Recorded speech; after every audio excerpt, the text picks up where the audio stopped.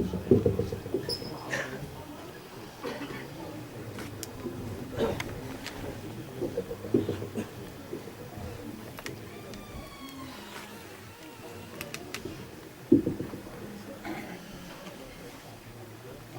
لله رب العالمين والصلاة والسلام على أشرف الأنبياء والمرسلين وعلى آله وأصحابه وأهل بيته وعلماء المهتدين أجمعين.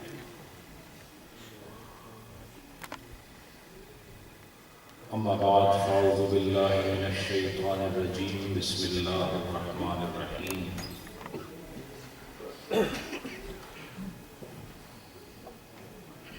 ألم نشرح لك صدرك. سبحان الله. صدق الله مولانا العظيم. إن الله وملائكته يصلون على النبي يا أيها الذين آمنوا صلوا عليه وسلموا تسليما. اللهم صل على سيدنا مولانا محمد وأصحاب سيدنا مولانا محمد وبارك وسلم وصل عليه.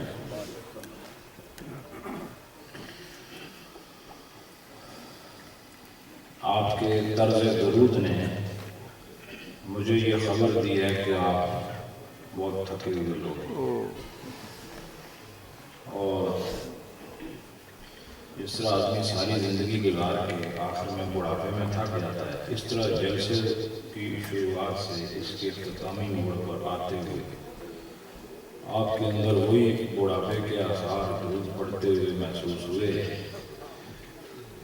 تقریباً میں نے ہر عالم کو درود شریف کی آیت پڑھنے کے بعد یہی گلہ کرتے دیکھا ہے، نہ تساں اپنی عادت چھوڑی تھے نہ اساں اپنی چھوڑی. اس لیے یاد رکھو، اتنی تقریریں آپ سنتے ہیں، نہ جانے کیسے کیسے بیانات ہوتے ہیں، لیکن یہ نہ بھولو کہ میری زبانی جمع خرچ سے نبی پاک کی محبت ثابت نہیں ہوتی.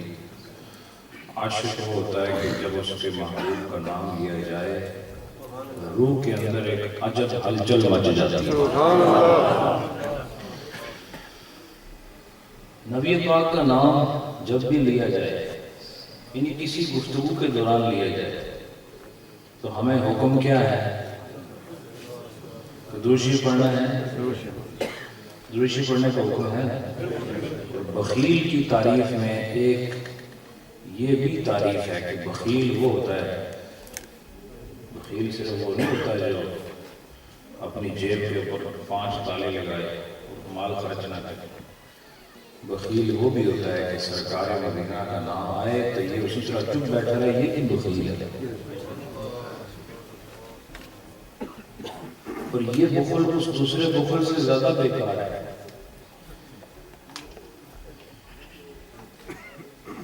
کیونکہ اس چیز کا تعلق حضور کی ذات کے ساتھ ہے. تو عام کلام میں جب نبی پاک کا نام لیا جائے تو عاشقوں کے لیے حکم ہے کہ درود پڑھو.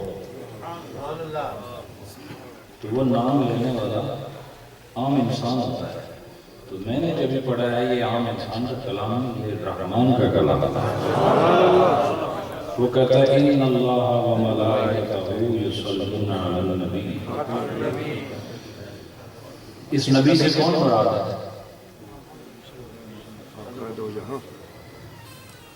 ابھی بھی نہیں بولیں گے. حضرت محمد صلی اللہ علیہ وسلم. ان اللہ وملائکتہ یصلون علی النبی. یہاں نبی سے کون مراد ہے؟ جناب محمد رسول اللہ صلی اللہ تعالی علیہ وسلم. آپ کی ذات مراد ہے.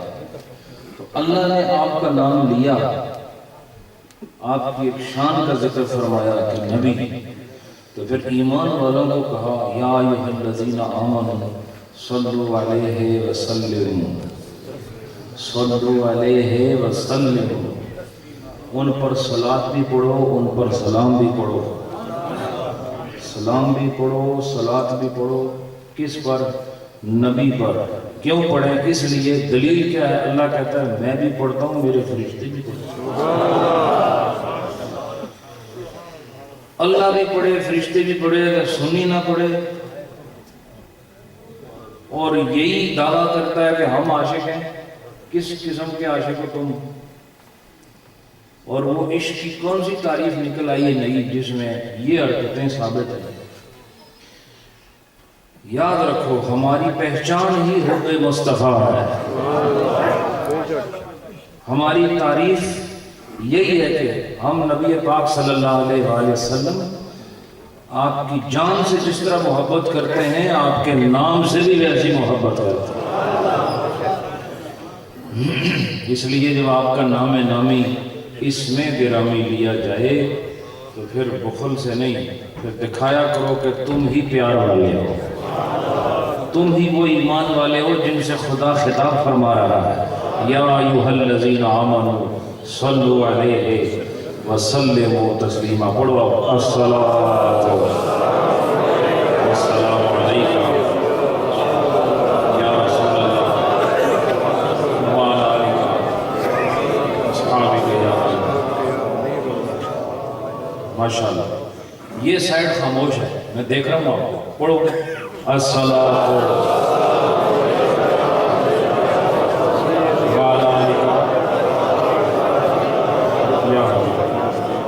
ماشاءاللہ۔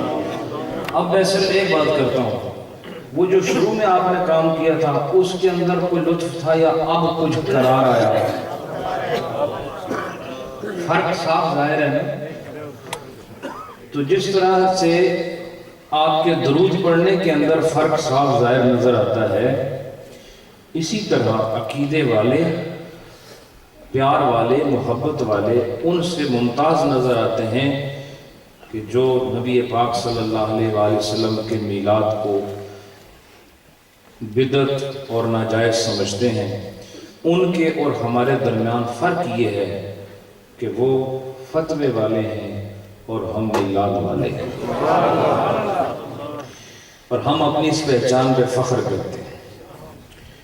بڑی اچھی گفتگو فرما رہے تھے اس مشرق کے خطیب علامہ صاحب، جن کی نسبت گورا شریف کے عظیم خاندان کے ساتھ ہے اور روحانی نسبت ہے، اور اس کے علاوہ جید علماء کرام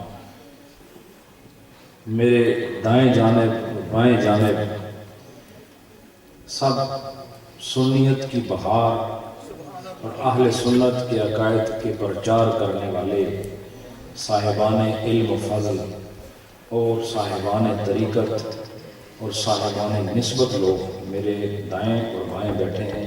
اس لیے میں مطمئن ہوں کہ انشاءاللہ میری پشت پناہی کا بندوبست ہو چکا ہے۔ سبحان اللہ۔ وقت مختصر ہے دوستو، میں نے ایک آیت کریمہ آپ کے سامنے تلاوت کی، سورہ انشراح کی پہلی آیت ہے۔ رب العالمین نے ارشاد فرمایا الم نشرح لک صدرک۔ سبحان اللہ۔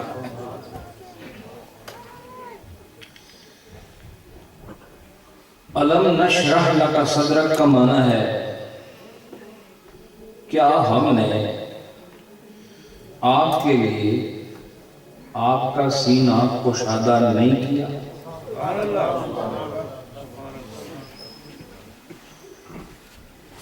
کوئی گل سمجھ آئی کہ نہیں؟ اللہ نے ایک سوال کیا، چونکہ شروع میں جو کلام جو ابتدا ہو رہی ہے وہ حمزہ سے ہو رہی ہے، اور یہاں جو حمزہ ہے یہ حمزہ استفہام کا ہے۔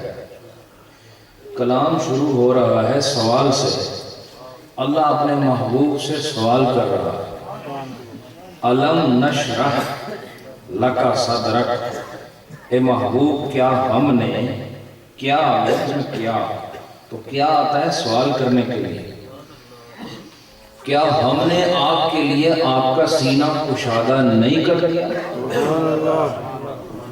اللہ سوال فرما رہے اپنے محبوب سے۔ اور یاد رکھو سوال کے بہت ساری قسمیں ہوتی ہیں، یہاں پر جو سوال ہو رہا ہے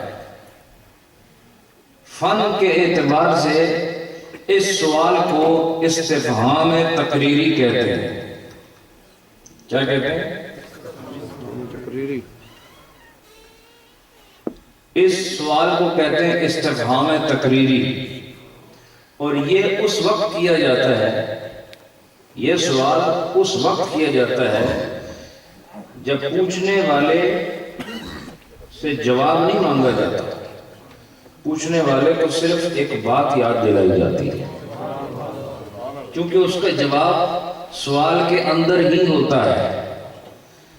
اس کی مثال یہ ہے کہ جیسے ابھی میں تقریر کر کے یہاں سے چلا جاؤں گا نا، پھر اگر کسی جگہ بیٹھوں جا کے، وہاں آپ میں سے کچھ وہ لوگ ہوں جنہوں نے میری گفتگو سنی ہو، ان سے میں کہوں کیا میں نے آج تقریر نہیں کی؟ اس سوال کا مطلب کیا ہے؟ آپ اس بات کو جانتے اور مانتے ہیں کہ میں نے تقریر کی تھی، اور آپ کسی کو اپنے گھر میں مدعو کریں، کھانا کھلائیں، اور اس کے بعد کہیں کیا میں نے آپ کو کھانا نہیں کھلا دیا؟ اس کو بولتے ہیں استفہام تقریری، کہ جس میں معنی جواب کا مثبت ہوتا ہے. وہ کیا؟ ہاں. کیا ہوتا ہے؟ ہاں. اور اس میں مخاطب سے جواب مانگا نہیں جاتا، بلکہ جواب خود بخود سمجھ میں آ جاتا ہے. تو جب جیسے آپ کہتے ہیں نا کھانا نہیں کھلا دیا، تو اس کا جواب ہاں ہوتا ہے. میں نے آپ کو گفتگو نہیں سنائی، تو جواب ہاں ہوتا ہے. میں نے آپ کے سامنے نعت نہیں پڑھی، تو جواب ہاں ہوتا ہے. ایسے ہی رب اپنے محبوب سے فرماتا ہے کیا میں نے آپ کا سینہ کھول نہیں دیا؟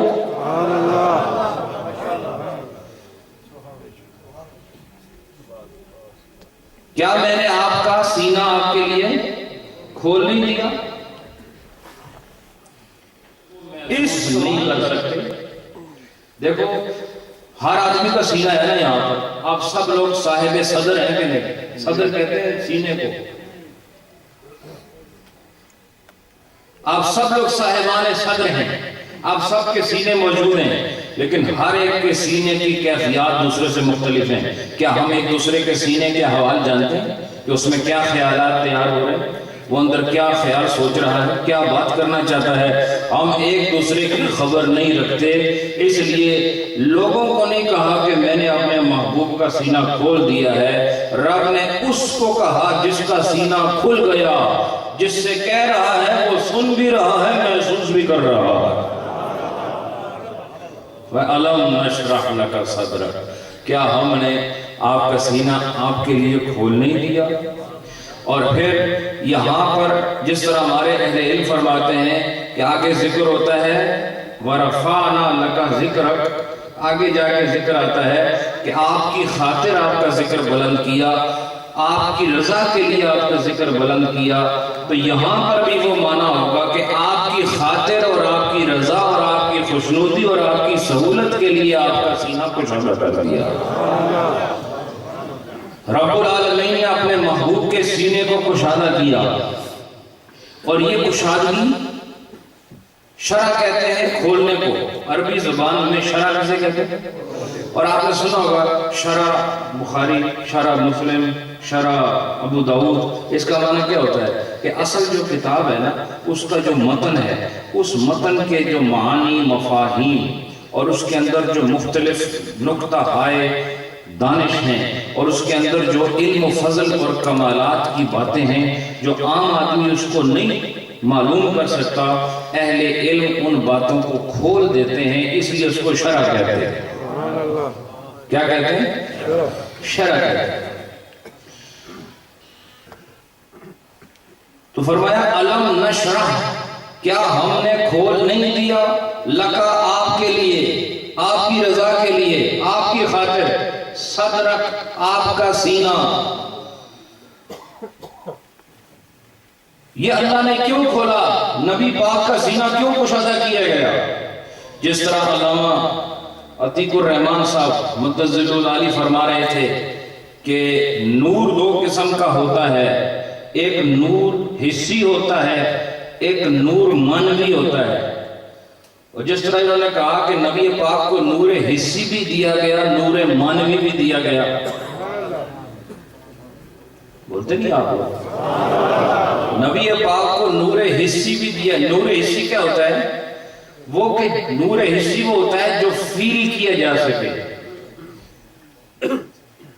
وہ جو کہ فیل کیا جا سکے، ایسا نور کہ جو سینسز کے اندر لائی کرے، وہاں پر موجود ہو، آپ کو محسوس ہو، یہ نور حسی ہے۔ اور نور مانوی وہ ہوتا ہے جو سینسز سے آدمی اس کو معلوم نہیں کر سکتا، اس کو محسوس نہیں کر سکتا، چونکہ وہ اس کا تعلق معنی کے ساتھ ہوتا ہے۔ اور مانوی نور کی مثال یہی ہے کہ حضور آئے تو کفر کا اندھیرا چھٹ گیا، اور حسی نور کی مثال یہ ہے کہ حضور اندھیرے میں تشریف لاتے تو آپ کے چہرے سے تاریک کمرہ روشن ہو جاتا تھا۔ یہ ہے حسی، اور پہلا والا ہے مانوی۔ جس طرح نبی پاک کا نور ہونا بھی مانوی اعتبار سے متحقق ہے اور حقیقی اعتبار سے بھی متحقق ہے، اسی طریقے سے نبی پاک کے سینے کا کھولنا یہ بھی دو اعتبار سے ہے، ایک حقیقی طور پر اور ایک مانوی طور پر۔ جس طرح نبی کا نور حقیقی بھی ہے اور نور مانوی بھی ہے، ایسے شرح صدر مصطفیٰ حقیقی بھی ہے، مانوی بھی ہے۔ جیسے نور آنکھوں سے دیکھا گیا، اسی طرح شرح صدر بھی آنکھوں سے دیکھا گیا۔ جیسے نور سے تاریک راتیں دن میں تبدیل ہو گئی، ایسے انشراح صدر کی اس کیفیات سے علوم کے خزانے مصطفیٰ کے سینہ اطہر میں داخل کیے گئے۔ جس طرح نور مانوی اور حقیقی ہے، شرح صدر مصطفیٰ بھی مانوی بھی ہے، حقیقی بھی ہے۔ مانوی کا معنی یہ ہے کہ مثلا پاروی کہے کہ آپ کا سینہ بہت، کہتے ہیں نا یہ جوانوں کا سینہ ہے، یہ مانوی طور پر ہے۔ جوان کا سینہ کوئی لوہے کا بنا ہوتا ہے، یہ بھی وہی سینہ ہے جو بابیاں کا سینہ ہے، یہ کوئی مختلف تو نہیں ہے، لیکن معنی کے اعتبار سے اس کو جوانی کے ساتھ منسوب کر دیتے ہیں۔ مانوی اعتبار سے نبی پاک کے سینے میں کتنی کشادگی ہے، آگے چل کے بات کریں گے۔ حقیقی سینے کا کشادہ ہونا یہ کب ہوگا؟ جب واقعتاً نبی پاک کے سینے کو باقاعدہ کھولا جائے، یعنی ان ریالٹی اس کو باقاعدہ کھولا جائے اور ڈائسیکشن کی جائے اور باقاعدہ سینے کو کاٹا جائے، چاک کیا جائے، تو یہ سینے کا کھولنا ہوگا۔ یہ ہو گیا حقیقی۔ حقیقی وہ ہوتا ہے جو نظر آئے۔ حقیقی کیا ہوتا ہے؟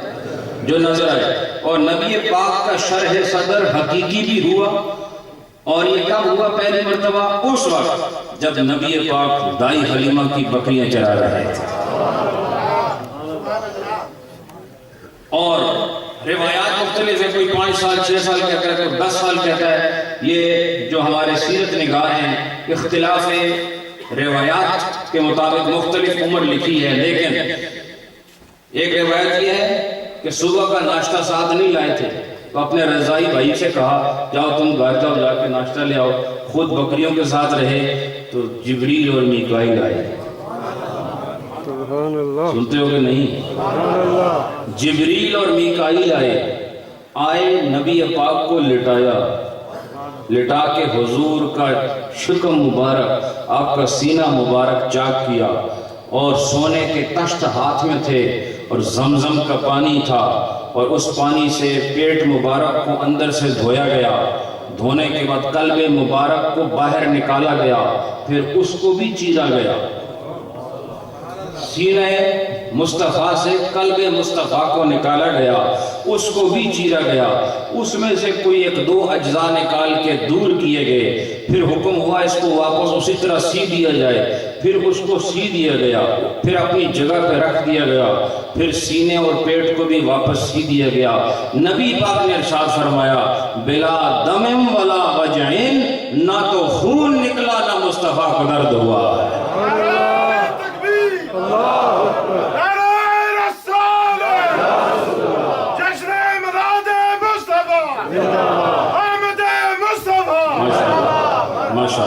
تو یہ حقیقی ہے نا،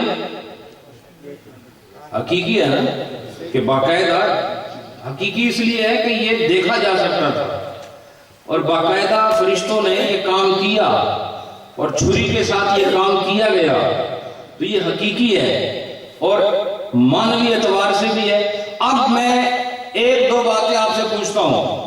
نبی پاک صلی اللہ علیہ وآلہ وسلم کا سینہ اقدس، اس کو چیرا گیا، اس کو کاٹا گیا، خون نہیں نکلا،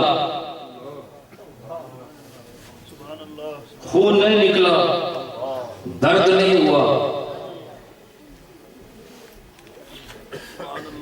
اور عام طور پر جب بائی پاس کا آپریشن کیا جاتا ہے، کیونکہ آج کل تو ہر گلی میں ایک نہ ایک ایسا پیشنٹ تو ہوتا ہے، ٹھیک ہے، میری یہ بات جو ہے نا اس کو بھی بائی پاس نہ کر رہا، اور سے سنو اس کو۔ دیکھو جب اس کا بائی پاس کیا جاتا ہے تو پھر اس کو ٹھیک ٹھاک بیہوش کیا جاتا ہے یا تھوڑا سا اس کو کوکوڈامول دے کے سلاتے ہیں جی؟ اس کو بالکل بیہوش کیا جاتا ہے، کیوں؟ کہ خون بھی نکلے گا، درد بھی ہوگا۔ اور بیہوش کس لیے کیا جاتا ہے؟ خون نکلنے کی وجہ سے نہیں، درد کی وجہ سے، درد کی وجہ سے بے ہوش کیا جاتا ہے۔ اس کا مطلب یہ ہے کہ اس کے اندر، اس کے جسم میں اتنی طاقت نہیں کہ یہ درد کی کیفیت کو برداشت کر سکے، اور انسانی جسم کا یہ خاصہ ہے کہ جب اس کو کٹ لگتا ہے یا اس کی ہڈی ٹوٹتی ہے یا اس کو ضرب لگتی ہے تو وہاں پر درد کی کیفیت اٹھتی ہے، اور وہاں نروز کے ذریعے دماغ میں ایک میسج جاتا ہے کہ یہاں پر اس وقت درد ہو رہا ہے، اور درد، یہ میسج اتنا کوئک ٹرانسفر ہوتا ہے اس درد والی جگہ سے دماغ میں کہ ادھر پتھر لگتا ہے ادھر درد شروع ہو جاتا ہے، اور اسی دماغ کی کیفیت کو سلا دینے کا نام جنرل انیستھیٹک ہے، جس میں آپ کو بالکل سلا دیا جاتا ہے اور درد اپنی جگہ ہوتا ہے لیکن دماغ کو محسوس نہیں ہوتا۔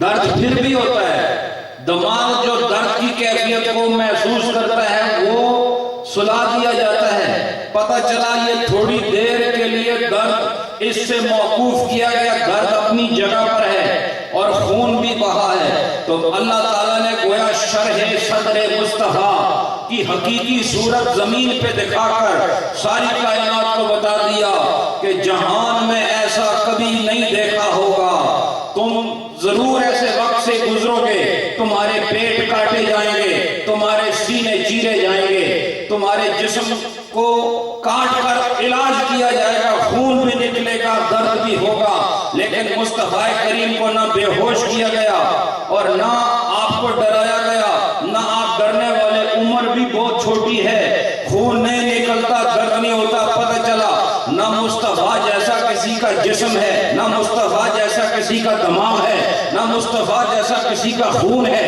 نہ نبی جیسا کسی کی شان ہے، نہ نبی جیسا کسی کا دل ہے کہ دل باہر نکلے اپنی آنکھوں سے دیکھیں کہ میرا دل چیر رہے ہیں، اور درد نہ ہو پھر دل اپنی جگہ پہ رکھ دیا جائے۔ پتہ چلا ساری کائنات میں یہ ایک ہی ذات ہے، سارے شرق و غرب و شمال و جنوب و عرش و فرش میں یہ ایک ہی ذات ہے جس کے لیے یہ قانون فطرت تبدیل ہو گیا، نہ خون نکلے گا نہ درد ہوگا، دل باہر آئے گا تب بھی مصطفیٰ تم زندہ رہو گے، دل اندر رہا تب بھی زندہ رہو گے، اور نہ تمہیں درد ہونے والا، نہ تمہیں شکایت ہونے والی، نہ تمہیں بے ہوش کیا جائے گا۔ پتہ چلا ہوش، تمہارا ہوش نبی کے ہوش سے مختلف، تمہارا دماغ نبی کے دماغ سے مختلف، تمہارا سینہ نبی کے سینے سے مختلف، تمہارا دل نبی کے دل سے مختلف ہے۔ پتہ چلا نہ تم ظاہری اعتبار سے نبی کی طرح ہو، نہ باطنی اعتبار سے نبی کی طرح ہو، ساری کائنات میں ایک محمد ہے جن کے لیے خدا نے الگ قانون نافذ فرمایا۔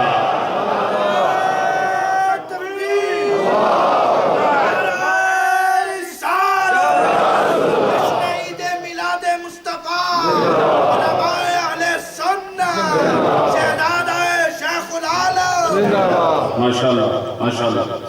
تو میرے دوستو یہ حقیقی انشراح صدر ہوا نبی پاک صلی اللہ علیہ وآلہ وسلم. بعض لوگ کہتے ہیں کہ اگر حضور کے دل مبارک کو دھویا گیا تو اس پر کون سی میل لگی تھی کہ اسے زمزم کے پانی سے دھویا گیا. دیکھو بات یہ ہے، ہم جب چھوٹے تھے تو علماء کی تقریریں سنتے تھے. وہ ایک بات بڑی عام فرمایا کرتے تھے علماء کہ شہد کی مکھی بھی مکھی ہے اور عام مکھی بھی ایک مکھی ہے، لیکن شہد کی مکھی ڈھونڈتی ہے ان پھولوں کو جس میں رس ہوتا ہے، اور ایک دوسری مکھی ہوتی ہے جو ہمیشہ غلاظت پر ہی نظر آتی ہے. تو ہیں یہ دونوں مکھیاں ہیں، لیکن ایک کا کام ہے غلاظت تلاش کرنا اور ایک کا کام ہے رنگت، نکھت اور نور کو تلاش کرنا. ہیں دونوں مکھیاں ہیں، لیکن ایک کا کام ہے غلاظت پہ جا کے بیٹھنا، اور وہ غلاظت بھی اکٹھی کرتی ہے، اس بڑے بڑے پھولوں سے گزرتی ہے، بڑے بڑے چشموں سے گزرتی ہے، بڑے بڑے باغات سے گزرتی ہے، لیکن وہ اسے نظر نہیں آتے. جیسے گندگی نظر آتی ہے فوراً جا کے وہاں بیٹھ جاتی ہے. یہی سنی اور غیر سنی میں فرق ہے. یہ نبی کے صرف شان تلاش کرتا ہے، وہ نقص تلاش کرتے ہیں. سنی ہمیشہ نبی کی شان تلاش کرتا ہے. بولتے نہیں آپ لوگ؟ یہ جو بھی قرآن کی آیت پڑھے تو تلاش کرتا ہے اس میں نبی کی کوئی فضیلت ہے کہ نہیں. حدیث پڑھے تو نبی کی فضیلت تلاش کرتا ہے. وہ بھی تلاش کرتے ہیں. کیا تلاش کرتے ہیں؟ ہم دیکھیں نبی کا علم کا نقش کہیں سے نظر آ جائے، نبی کے جسم کا نقش کہیں سے نظر آ جائے، نبی کی آل کا نقش نظر آ جائے، اصحاب کا نقش نظر آ جائے، شریعت کا نقش نظر آ جائے، تو میں کہتا ہوں وہاں تو نقش نہیں، نقش تیرے اندر ہے. ہم کمال تلاش کرتے ہیں. کیوں؟ ہم با کمال ہے اس لیے کمال تلاش کرتے ہیں. ہم با کمال ہیں اس لیے کمال پہ نظر رکھتے ہیں. تم صاحبان نقش ہو اس لیے نقش پہ نگاہ رکھتے ہو. ہمیں تو وہاں صرف کمال ہی کمال نظر آتا ہے، اور تمہیں نقش نظر آتا ہے. نقش کرتے ہیں تلاش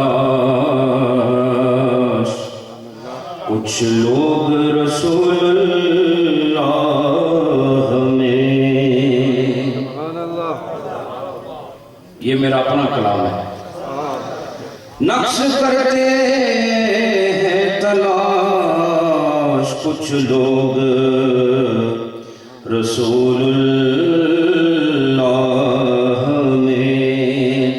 اس جستجو میں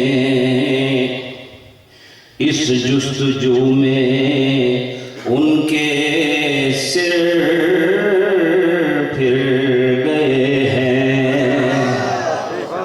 اس جستجو میں ان کے سر پھر گئے ہیں.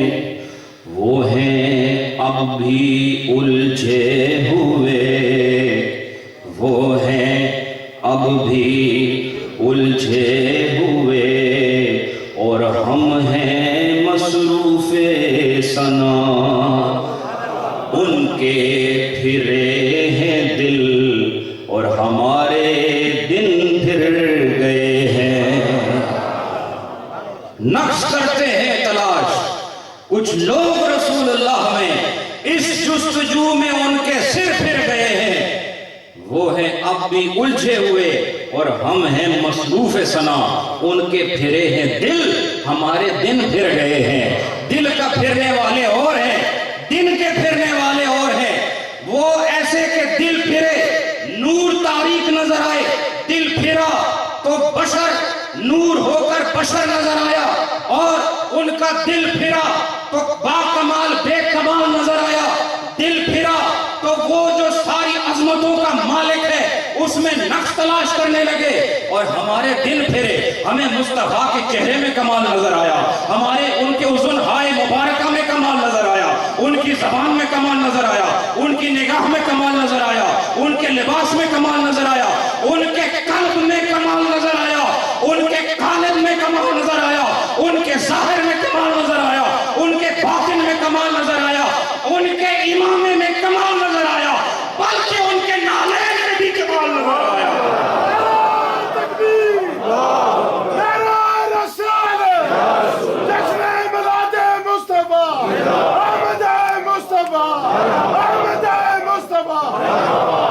تو کیا فرمایا؟ نقش کرتے ہیں تلاش کچھ لوگ رسول اللہ میں، اس جستجو میں ان کے سر پھر گئے ہیں، اور جن کے سر پھرے ان کے دل پھرے، اور اساندے دن پھر گئے۔ اور دن پھرنے کا معنی یہ ہوتا ہے کہ اب پرانی تاریکیاں گئیں، اب ہر وقت نور ہی نور ہے، اب گمراہیاں گئیں، اب صرف ہدایت ہی ہدایت ہے، اب وہ پرانے جھگڑے گئے، اب صرف پیار محبت ہے، اب وہ پرانی تاریکیاں دور ہو گئی، اب نور محبت ہر سو پھیلا ہوا نظر آ رہا ہے۔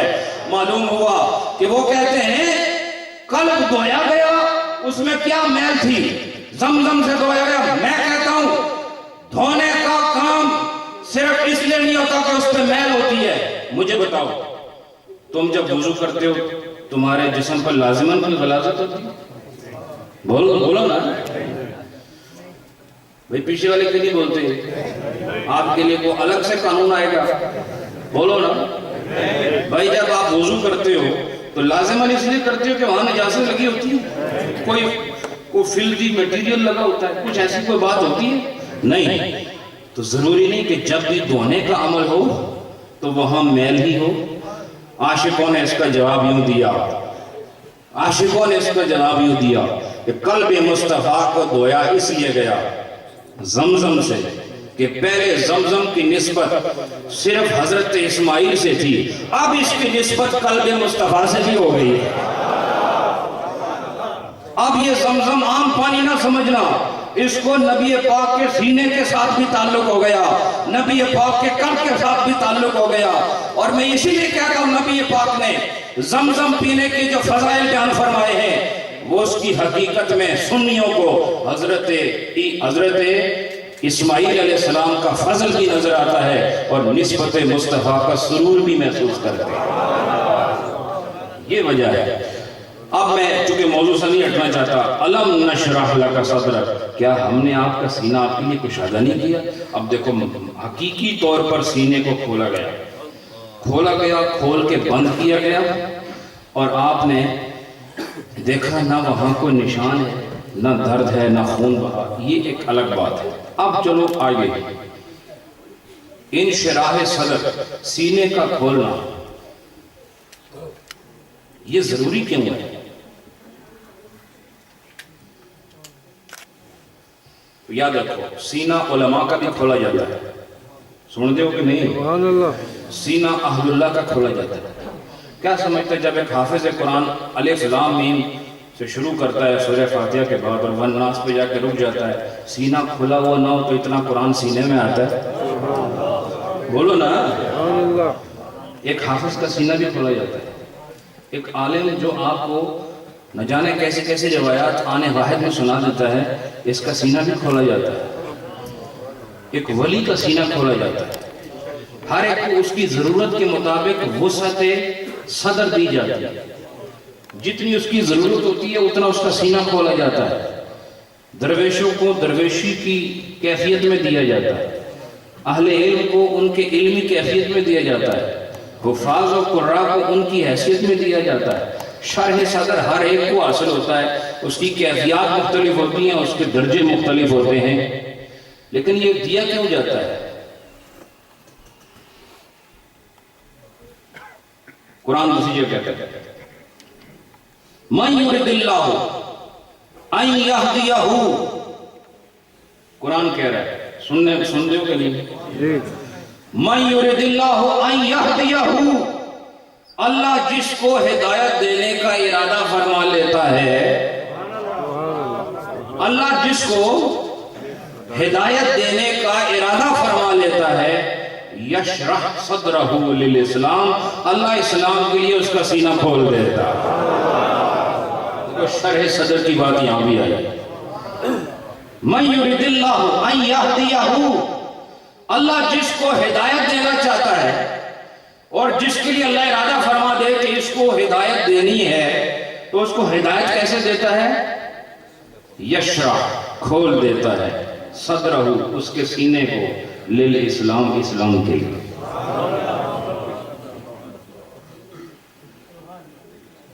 اسلام کے لیے سینہ کھولا جاتا ہے۔ اسلام کے لیے سینہ کھلتا ہے تو نتیجہ کیا ہوتا ہے؟ ہدایت مل جاتی ہے، ہدایت مل جاتی ہے۔ اور ہدایت کا تعلق بلوغت کے ساتھ ہے۔ ہدایت کا تعلق کس کے ساتھ ہے؟ بلوغت۔ بھئی ایک چھوٹا بچہ جڑا 5 سال دا 10 سال دا ہے، وہ اگر نماز نہ پڑھے گا تو کہہ سکتے کہ بے ہدایت آدمی، بولتے نہیں آپ؟ ایک چھوٹا بچہ جھوٹ بولتا ہے، کہہ سکتے ہو کہ یہ گمراہ؟ نہیں کہہ سکتے۔ اس لیے کہ ہدایت کا ہونا یا نہ ہونا یہ بلوغت کے بعد ثابت ہوتا ہے۔ ایک گل تو میں بالغاں واسطے کرے کہ نابالغ بھی بیٹھے ہیں نا سارے، کیونکہ آپ سب ماشاءاللہ پاک صاف لوگ ہیں، ہم سب جو ہیں وہ انتہائی کمزور لوگ ہیں بھائی، انتہائی گناہگار لوگ ہیں، لیکن ہدایت کا تعلق کس کے ساتھ ہوگا؟ بلوغت کے ساتھ۔ کس کے ساتھ؟ بلوغت کے ساتھ۔ جب تک آدمی بالغ نہیں ہوتا ہدایت کا تعلق اس کے ساتھ نہیں ہے، وہ جیسا بھی ہے بس وہ ٹھیک ہے۔ وہ اگر کچھ حال میں دنیا سے چلا جاتا ہے اس نے دوزخ میں نہیں جلنا، اس نے سیدھا جنت میں جانا ہے۔ بات سمجھ آئی کہ نہیں؟ تو پھر ہدایت کا تعلق بلوغت کے ساتھ، ہدایت کا تعلق بلوغت کے ساتھ۔ اور اللہ جس کو ہدایت دینا چاہے، گل سنتے ہو کہ نہیں؟ اللہ جس کو ہدایت دینا چاہے تو کرتا کیا ہے؟ اس کا سینہ کھولتا ہے۔ اور جب حضرت عمر نے قرآن کھول کے پڑھا تھا، وہ جو تھوڑی آیات انہوں نے پڑھی تھی، انہوں نے پھر اسلام کیسے قبول کیا؟ اللہ نے ان کا سینہ کھول دیا تھا۔ نبی پاک کو قتل کرنے کے ارادے سے جانے والے قدموں میں اپنا آپ نچھاور کرنے آنے لگے۔ کیا وجہ ہے؟ وجہ یہ تھی کہ پہلے سینہ تنگ تھا، جب رب نے کھولا تو ہدایت ملی۔ تو سینے کا کھلنا ہدایت کے لیے ضروری ہے، اور ہدایت کا تعلق بلوغت کے ساتھ ہے۔ نبی پاک کا سینہ کب کھولا گیا؟ جب آپ بالغ نہیں تھے۔ بات سمجھے کہ نہیں؟ غور کی ضرورت ہے، غور کی، غور کرو گے کہ نہیں؟ نبی پاک کا سینہ کب کھولا؟ میں پھر دوسری طرف آنے والا ہوں اور شہد کی مکھی اور آم مکھی کی بات پھر کرنے والا ہوں۔ ہدایت کا تعلق بلوغت کے ساتھ ہے۔ جب تک بالغ نہ ہوگا اس پر گمراہی کا فتویٰ نہیں صادر کیا جا سکتا۔ بلوغت کے ساتھ ہدایت ملی ہوئی ہے، لیکن نبی پاک کا سینہ کب کھولا گیا؟ جب ابھی آپ بالغ ہوئے ہی نہیں ہیں، 5-6 سال کے ہیں، اور آپ کا سینہ کھول دیا گیا۔ تو جنہوں نے کہا وَوَجَدَكَ ضَالًّا فَهَدَىٰ، ہم نے آپ کو گمراہ پایا تو آپ کو ہدایت دی، میں کہتا ہوں تیری عقل پہ ماتم کرنا چاہیے۔ کائنات میں لوگوں کو ہدایت اس وقت دی جاتی ہے جب وہ بالغ ہوتے ہیں۔ رب نے ساری کائنات میں محمد الرسول اللہ کو ان کے بچپنے میں شرح صدر کی یہ فضیلت دے کے ثابت کر دیا کہ کوئی میرے نبی کو کبھی گمراہ نہ سمجھنا، گو کہ یہ مسئلہ بلوغت کے بعد ہوتا ہے۔ ہم بچپنے میں ہی ان کے سر پر ہدایت کا تاج رکھ رہے ہیں۔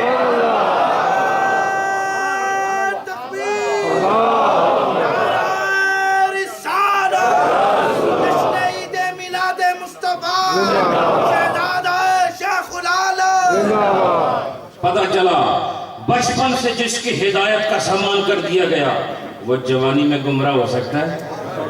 حالانکہ جوانی سے ہدایت کا آغاز ہوتا ہے، لیکن خدا نے اپنے محبوب کو چونکہ ہر چیز میں منفرد بنایا ہے، ان کے لیے یہ انتظام بھی منفرد کیا کہ لوگ بعد میں ہدایت حاصل کریں گے، لیکن وہ ہدایت تجھ سے حاصل کرے گا۔ وَإِنَّكَ لَتَهْدِي إِلَىٰ صِرَاطٍ مُسْتَقِيمٍ، یہ تو تیرا کام ہے، تو نے ان کی ہدایت کرنی ہے محبوب۔ لہذا جو ہدایت کرتا ہے اس کا مہدی ہونا ضروری ہے۔ مہدی کا مطلب ہدایت یافتہ، جو خود ہدایت یافتہ ہوتا ہے وہ دوسرے کی ہدایت کرتا ہے۔ جہاں پر گمراہی کا شائبہ بھی نہ ہو اس وقت خدا نے اپنے محبوب کے سر پہ ہدایت کا تاج رکھ دیا۔ اور وہ کیسے؟ سینہ کھول کے۔ مَن يُرِدِ اللَّهُ أَن يَهْدِيَهُ یشرح صدرہ للاسلام، اللہ جس کے لیے بھلائی کا ارادہ کر لیتا ہے، اس کو ہدایت دینا چاہتا ہے، تو پھر کیا کرتا ہے؟ اس کا سینہ کھول دیتا ہے۔ کیا کرتا ہے؟ سینہ کھول دیتا ہے۔ فرمایا اب صحابہ کرام نے حضور سے سوال کیا، یا رسول اللہ، یہ جو سینہ کھلتا ہے تو کیسے کھلتا ہے؟ سینہ کیسے کھلتا ہے؟ حضور نے فرمایا، حضور نے ارشاد فرمایا، اذا دخل النور فی القلب، اذا بولو نا، اذا دخل النور فی القلب انشرح، جب قلب کے اندر نور آ جاتا ہے تو سینہ کھل جاتا ہے۔ جب قلب میں بولتے نہیں آپ، جب قلب میں نور آ جاتا ہے تو سینہ کھل جاتا ہے، اور جب سینہ کھل جاتا ہے تو ہدایت آ جاتی ہے۔ ہدایت آنے کے لیے، چونکہ ہدایت آنے کے لیے قلب کے اندر جگہ کی ضرورت ہے، اور قلب کے لیے جگہ بنانا یہ چاقو چھری کانٹے سے جگہ نہیں بنتی، یہ نور کے داخلے کے بعد قلب میں وسعت آتی ہے، جب وسعت آتی ہے تو اندر ہدایت آ جاتی ہے۔ گل سمجھے ہو کہ نہیں؟ اگر دیش کا پہلے سے ہی بھرا ہو تو کچھ اور ڈال سکتے ہو نہیں، اور اگر تم نے بکسے کے اندر کچھ ڈالنا ہے تو اس کا کھولنا ضروری ہے۔ اگر کسی برتن میں کچھ ڈالنا ہے تو اس کا ڈھکن کھولنا ضروری ہے۔ اور فرمایا کہ سینے، اور یہ بھی پتہ چل گیا کہ اسلام کی جگہ سینہ ہے۔ اسلام کی جگہ کیا ہے؟ ہدایت کا مرکز کیا ہے؟ سینہ۔ کیوں کہ سینے میں دل ہے۔ سینے میں کیا ہے؟ دل ہے۔ سینے میں دل ہے، اور دل کو ہدایت کی ضرورت ہے، اور اس کو کھولنے بغیر یہ اندر ہدایت جا نہیں سکتی۔ اور اس کو کھولنا کیسے ہے؟ کہا نہ یہ چھری کانٹے سے کھلے، نہ یہ آپریشن سے کھلے، نہ یہ کاٹنے سے کھلے، نہ ڈاکٹر کھولے، یہ کھلتا ایک خاص نور سے ہے۔ ایک نور آتا ہے جو اس میں داخل ہوتا ہے، جیسے نور اندر جاتا ہے یہ سینہ کھل جاتا ہے، جیسے سینہ کھل جاتا ہے اندر ہدایت چلی جاتی ہے۔ اندر کیا جاتا ہے؟ اس سے پتہ چلا ہدایت مشروط ہے سینے کے کھلنے کے ساتھ۔ ہدایت مشروط ہے سینے کے کھلنے کے ساتھ، اور سینے کا کھلنا مشروط ہے نور کے دخول کے ساتھ۔ ہدایت ملتی ہے کھلے ہوئے سینے میں، اور سینہ کھلتا ہے نور کے ساتھ۔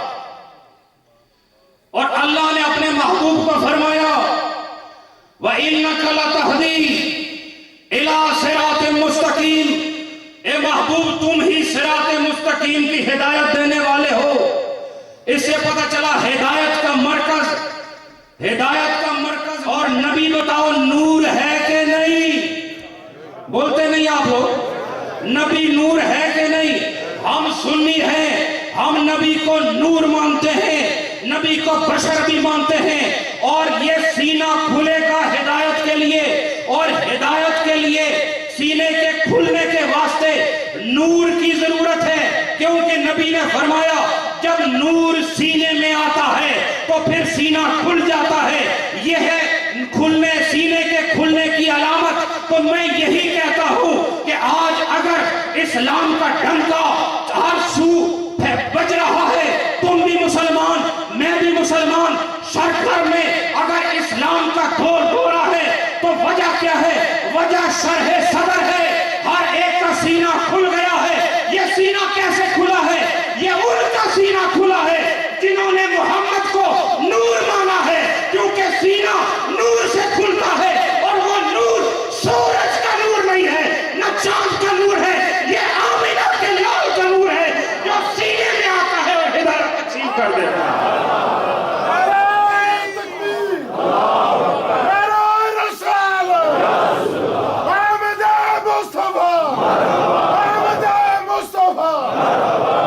ماشاءاللہ تو دیکھو نبی پاک صلی اللہ علیہ وآلہ وسلم خود ہدایت دینے کے لیے آئے ہیں، تو کیا عجیب بات ہے، آپ ہدایت دینے کے لیے آئے، تو اس لیے خدا نے آپ کو نور بنایا۔ نور کیوں بنایا؟ کہ نور سے ہی سینہ کھلتا ہے، اور نور ہوگا تو سینہ کھلے گا۔ اس لیے کائنات میں وہ جو ویسے ہی اپنے آپ کو کامیاب اور ہدایت کی راہ پر گامزن سمجھتے ہیں، وہ نرے دھوکے میں ہیں، اس لیے کہ کامیاب وہ ہے جس کا تعلق نور والے کے ساتھ ہے۔ بشر تو تم ہو نا، تم بشر ہو، بشر کی ہدایت کے لیے نور و بشر آیا ہے، بشر کی ہدایت کے لیے نور و بشر آیا۔ وہ بشر کی حالت میں رہ کر، تمہارے اندر رہ کر تمہیں اپنے قریب کرتا ہے، اور نور کی حالت میں آ کے تمہارے دل کے اندھیرے دور کرتا ہے۔ اس لیے ان کو بشر بھی مانو، ان کو نور بھی مانو۔ اب دیکھو اللہ تعالیٰ نے ایک جگہ اور فرمایا، حضرت موسیٰ علیہ السلام، بس میں بات ختم کر رہا ہوں، حضرت موسیٰ علیہ السلام، آپ کو اللہ نے ارشاد فرمایا کہ جاؤ فرعون کے پاس، اس کو حق کی بات بتاؤ۔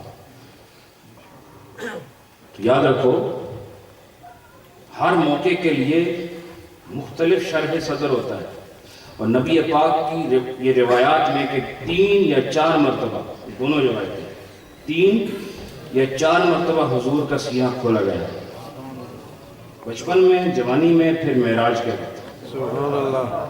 تو جس طرح کا آگے مرحلہ ہو نا، اس طرح کا انشراح صدر ہوتا ہے۔ میرے آپ کے لیے تو وہ بچپن والا ہی کافی تھا، سمجھے کہ نہیں؟ تو تساں سارے دی جوانیاں نبی پاک دے بچپن کا مقابلہ نہیں کر سکتے۔ میرے اور آپ کے لیے تو وہ بچپن کی جو نبی پاک کی کیفیت تھی انشراح صدر کی، وہی کافی تھی، لیکن ان کی اگلی منزل پر جانے کے لیے، مختلف مقامات کے لیے، ایک دفعہ تو انشراح صدر اس وقت ہوا نا جب لوگوں کو کچھ بتانا تھا، اور لوگوں کی ہدایت کے لیے خود سر سے قدم تک ہدایت کا نمونہ بننا تھا۔ اس وقت آپ کو سراپا ہدایت بنایا۔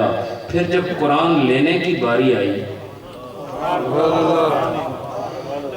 جب قرآن لینے کی باری آئی تو میں آپ بھی جانتے ہیں قرآن کہیں سما نہیں سکتا نا کائنات میں، بولو نا، مجھے آپ بتاؤ، چلو میں آج آپ تسی سارے مفتی سمجھو، آج تسی مفتی ہو سارے، یہ بتاؤ کہ یہ ساری کائنات، 7 آسمان، 7 زمینیں، 7 سمندر، اس کی مابین جو خلا فضا ہے، اس سارے کے اندر کیا اللہ کی کوئی شان صفت سما سکتی ہے؟ بولتے نہیں آپ؟ اللہ کی صفت سما سکتی ہے؟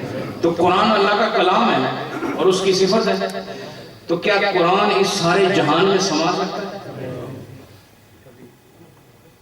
پچھلے کو شک ہے، بولو نا، اس کے قرآن اگر اللہ وہاں سے اتارتا ہے تو یہ اللہ نے پہاڑوں کا ذکر فرمایا، اللہ انزلنا ھذا القرآن، پہاڑوں کا ذکر فرمایا، لیکن پہاڑ کے علاوہ سمندر اس کو سنبھال سکتے، آسمان سنبھال سکتے، زمین ساری سنبھال سکتی، ستارے سیارے یہ سنبھال سکتے، کوئی نہیں سنبھال سکتا نا۔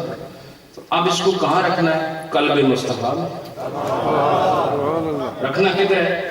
دیکھو اتنا بڑے جہان میں تو نہیں آ سکتا، تو اتنے سے دل میں رکھنا ہے، اس لیے اس کو کھولا۔ کیا کیا؟ اس کو کھولا، اور کتنا کھولا میں بتاتا ہوں، جتنی کائنات کے اندر وسعت ہے اس سے بڑھ کر وسعت قلب مصطفیٰ میں،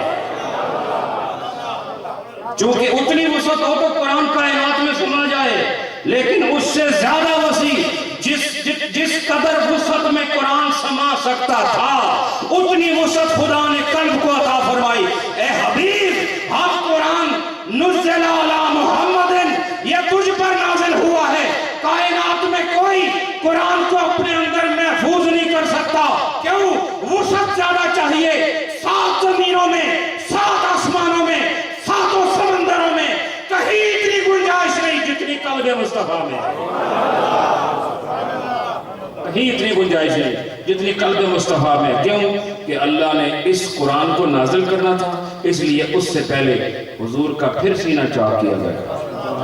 جوانی کے اس عالم میں، وہ 40 سالہ عمر میں، اور پھر وہ چاک کر کے پھر قرآن کے نزول کے لیے اس کو تیار کیا، اور ایسا تیار کیا کہ الحمد سے والناس تک ہر چیز محمد عربی صلی اللہ علیہ وآلہ وسلم آپ کی زبان پر ازبر ہو گئی، آپ کے قلب یا تھر میں محفوظ ہو گئی۔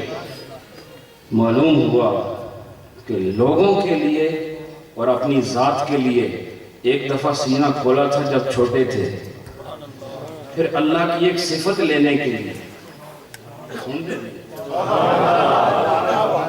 تھوڑے کم ضرور ہیں پر اسے ہمیں لگے نا سن دے جی نہیں، ایک دفعہ تمہارے لیے میرے لیے اور اپنی بچپنے کی بہاروں کے لیے سینہ کھولا گیا۔ ایک وقت وہ تھا جب اللہ کی ایک صفت لینی تھی جو کائنات میں سما نہیں سکتی تھی، کسی کھلی جگہ کی ضرورت تھی۔ اللہ نے کہا ہم تیرا علم نشرح لک صدرک، ہم آپ کا سینہ کھولیں گے، اتنا کھولیں گے کہ الحمد سے والناس تک کی ساری بہاریں اندر آ جائیں، سب اندر آ گئی۔ یہ اللہ کی شان ہے نا، تو سارا قرآن آ گیا، سارا قرآن اندر آ گیا۔ اب یہ شان ہے، پھر ایک وقت آیا جب اللہ کی صفت نہیں اللہ کی ذات تک جانا تھا۔ سمجھے نہیں آپ؟ پہلے شان تھی نا، اللہ کی ایک صفت تک پہنچنا تھا تو سینہ کھولا گیا۔ اب صفت سے بڑھ گئی بات ذات تک، اب اللہ کی ذات تک جانا ہے۔ کہا محمد پھر لیٹ جائیے، اب پھر لیٹے ہیں، پھر لیٹ کے پھر سینہ چاک کیا گیا، وہ شرح صدر ہوا۔ اور کتنی وسعت، یعنی وسعت، پہلے کتنی وسعت کہ ہدایت آپ کے اندر سما گئی، پھر اتنی وسعت کے قرآن اندر سما گیا، پھر اتنی وسعت دی کہ وہ موسیٰ فخر موسیٰ صائقا، کہ کہا کہ ربی ارنی، اللہ میں آپ کو دیکھنا چاہتا ہوں، مجھے اپنا آپ دکھائیے، مجھے اپنا آپ دکھائیے۔ اللہ نے فرمایا لن ترانی، آپ مجھے نہیں دیکھ سکتے، آپ کے اندر یہ جوہر نہیں ہے کہ آپ مجھے دیکھ سکیں، لیکن چلو تم نے دعا کی ہے، قبول کرتا ہوں، تھوڑا سا کچھ مظاہرہ ہو جائے۔ آپ کو معلوم ہے کیا ہوا، وہ نہیں دیکھ سکے۔ اب اللہ اپنے محبوب کو دکھا رہا ہے بغیر مطالبے کے۔ پہلے کہا میری شان دیکھو، قرآن ہے نا، قرآن بھی میں دوں گا تو تمہیں دوں گا، اور تمہارے اندر رکھوں گا، کائنات کو بتاؤں گا جتنی گنجائش میرے محبوب کے سینے میں ہے کہیں نہیں ہے، قرآن وہاں رکھ رہا ہوں۔ اور آؤ اب ایک اور گنجائش دیکھو، ساری کائنات مل کر مجھے نہیں دیکھ سکتی، نہ مجھ تک آ سکتی ہے، نہ وہ زمہریر سے آگے گزر سکتی ہے، نہ وہ قرۂ نار سے گزر سکتی ہے، اور نہ وہ قرۂ برودت سے گزر سکتی ہے۔ آسمانوں سے بشر نہیں گزر سکتا، سدرہ پہ بشر نہیں جا سکتا، لامقام بشر نہیں جا سکتا، لیکن اگر گیا ہے تو شرح صدر کی وجہ سے گیا ہے۔ کہا محمد پہلے شان کی بات تھی تب بھی شرح صدر دیا ہے، اب ذات کی بات ہے تب بھی شرح صدر دیتے ہیں۔ ارے سارے شرق و غرب میں پھیلے ہوئے بدبختوں اور بدتمیزوں اور بے ادبوں، میں کہتا ہوں نبی سے ہم سری، ارے شان تک پہنچنا ہو تب بھی شرح صدر محمد کو دیا جاتا ہے، اور جب ذات تک پہنچنا ہو تب بھی شان محمد کو دی جاتی ہے۔ تم ساری کائنات میں کوئی ایسا نہیں ہے جس نے رب کو دیکھا ہو، یہ صرف آمنہ کے لال کا کمال ہے۔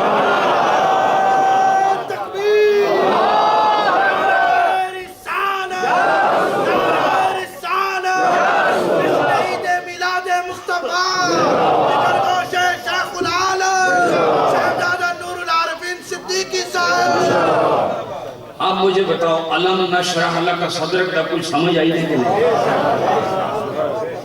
اللہ نے فرمایا اپنے محبوب کو ہم نے آپ کا سینہ کھولا ہے، اور سینے کے کھولنے کا کیسے پتہ چلے؟ جب دیکھا اپنے آپ کو سر سے پاؤں تک ہدایت ہے، کہا کیوں نہیں کھولا ہے سینہ؟ پھر جب قرآن دیکھا سارا اندر ہے، کیوں نہیں کھلا ہوا ہے سینہ؟ پھر جب رب کو دیکھا ہے تو کیوں نہیں سینہ کھلا ہوا ہے؟ رب کو دیکھنے کے لیے بھی وسعت قلبی چاہیے، رب کا قرآن لینے کے لیے بھی وسعت قلبی چاہیے، لوگوں کے لیے ہدایت کا پیغمبر بننے کے لیے بھی وسعت قلبی چاہیے، اور ہر اعتبار سے مصطفیٰ کو خدا نے وسعت قلبی عطا فرمایا۔ اس کو کہتے ہیں انشراح صدر. کیا کہتے ہیں اس کو؟ اب آپ کو پتہ چلا کہ اللہ نے اپنے محبوب کو کیسے کھلا ہوا سینہ عطا فرمایا. اور یہ صرف سینے کی بات نہیں، مصطفیٰ جیسی آنکھ کسی کی نہیں، مصطفیٰ جیسے کان کسی کے نہیں، مصطفیٰ جیسی زبان کسی کی نہیں، مصطفیٰ جیسے دست و قدم کسی کے نہیں، مصطفیٰ جیسا دل کسی کا نہیں، مصطفیٰ جیسی شریعت کسی کے نہیں، مصطفیٰ جیسی ذات کسی کے نہیں، مصطفیٰ جیسی صفات کسی کے نہیں، مصطفیٰ جیسی نبوت کسی کی نہیں، مصطفیٰ جیسی رسالت کسی کی نہیں، مصطفیٰ جیسی آل کسی کی نہیں، مصطفیٰ جیسے اصحاب کسی کے نہیں، مصطفیٰ جیسا کلام کسی کا نہیں، اور مصطفیٰ جیسی امت کسی کی نہیں، اور مقام محمود جیسا کسی کا مقام بھی نہیں. پتہ چلا عالم دنیا میں بھی وہی ایک محمد ہے، اور عالم محشر میں بھی صدارت کی کرسی پہ محمد ہی نظر آئے گا. پھر ہمسری کا دعویٰ کیا؟ اور حضرت موسیٰ علیہ السلام نے کہا تھا وَيَضِيقُ صَدْرِي وَلَا يَنْطَلِقُ لِسَانِي. یا اللہ تجھے میں نے فرعون کو بھیج رہے ہو، تو وہ تھا جابر جو نہیں مانتا نہیں تھا، اس کو الٹا لٹکا دیتا تھا. تو بشری تقاضے ہوتے ہیں، کہا اس کے بعد بھیج رہے ہیں، میں سینے میں تنگی محسوس کر رہا ہوں. کیا کر رہا ہوں؟ وَلَا يَنْطَلِقُ لِسَانِي. اور پھر اس کے سامنے بولنا بھی ہے، تو میں کلام میں بھی کچھ لکنت محسوس کر رہا ہوں. اور لکنت تھی بھی آپ کی زبان میں، حضرت موسیٰ علیہ السلام کی زبان میں. تو پھر کیا کہا رب اشرح لی صدری، اے اللہ میرا سینہ کھول دے. کیا کہا انہوں نے؟ دیکھو سینے پر ہی بات ہو رہی ہے سارے، سینے پر بات ہو رہی ہے. اس وقت سنو، یہ سن دے کوئی نہیں، میں سینے کی گل کر رہا ہوں، ٹھیک ہے؟ تو آپ نے بھی جو نا کان سی لیے، سنتے نہیں آپ. بات سمجھ آئی کہ نہیں؟ سننے والے کان نظر آ جاتے ہیں، تو ویسے لگے وہ نالوں بھی نظر آتے ہیں. دیکھو حضرت موسیٰ نے کیا کہا؟ رب اشرح لی، اے اللہ میرے واسطے کھول دے. رب اشرح لی، میرے لیے کھول دے. صدری، میرا سینہ، میرے لیے کھول دے میرا سینہ. اللہ فرماتا ہے تیرے لیے کھول دیا تیرا سینہ محمد کو. دیکھو الفاظ پر غور کرو. موسیٰ علیہ السلام ظاہری طور پر پہلے آئے ہیں نا، تو ان کا مطالبہ کیا ہے؟ مطالبے کے الفاظ دیکھو، رب اشرح لی صدری. صدری کا مطلب میرا سینہ، اور لی کا مطلب میرے لیے. اور اللہ اپنے اس کے جواب میں اپنے محبوب کے لیے دوسری جگہ کس طرح فرماتا ہے؟ الم نشرح لک صدرک. غور کرو، موسیٰ کہتے ہیں اے اللہ میرے لیے میرا سینہ کھول دے، اور اللہ اپنے محبوب کہتا ہے تیرے لیے تیرا سینہ کھول نہیں دیا.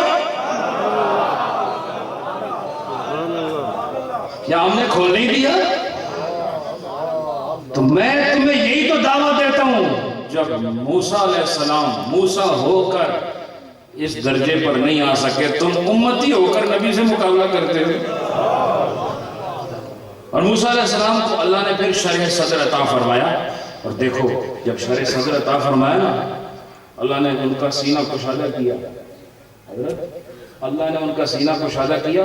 جیسے سینہ کشادہ ہو، فرعون کے سامنے کھڑے ہوئے اور کہا تو جھوٹا ہے. وہ کہتا تھا انا ربکم الاعلی. کیا کہا اس نے؟ فرعون کیا کہتا تھا؟ انا. بولتے نہیں ہے.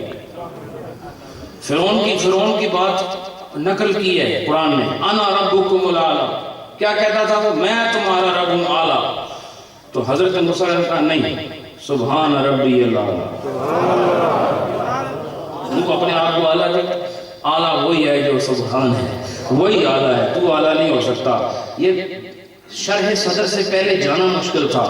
شرح صدر کے بعد کوئی ساتھ نہیں، کوئی فوج ساتھ نہیں، کوئی جتھا ساتھ نہیں، اکیلے ہیں. بھائی ساتھ ہیں وہ بھی کمزور، اور جا کے کہتے ہیں کہ تم غلط ہو. یہ بادشاہ وقت کے سامنے ایسے کہنے کے لیے بھی شرح صدر کی ضرورت ہوتی ہے.